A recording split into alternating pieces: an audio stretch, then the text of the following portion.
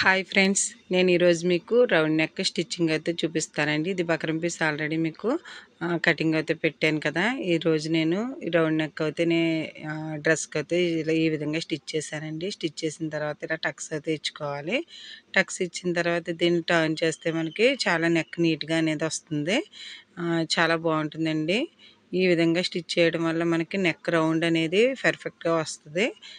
ఎప్పుడు కూడా మనం డ్రెస్సులకి అనేటప్పటికి బక్రం పీసే వేసుకోవాలండి. బక్రం పీస్ ఇలా వేసి టక్స్ ఇచ్చిన తర్వాత మనం పైన ఒక టాప్ స్టిచ్ వేస్తే చాలా నీట్గా ఉంటుంది. మనం ముందుగా డ్రెస్కి అయితే నెక్ కట్ చేయకూడదండి. మనం మెజర్మెంట్ అయితే షోల్డరు 3.5 ఇంచ్ పెట్టుకుంటాము. నెక్ అయితే 2.5 ఇంచ్ అయితే ఎవరికైనా సరిపోతుంది. టోటల్ షోల్డర్ వచ్చేసి మనకి 6 ఇంచెస్ అయితే డ్రెస్కి కంపల్సరీ ఉండాలండి. నెక్ నేను 2.5, షోల్డర్ వచ్చేసి 3.5 పెట్టుకున్నాను. అది ముందుగా బకరం మీద అయితే పెట్టుకుని కట్ చేసుకోవాలండి.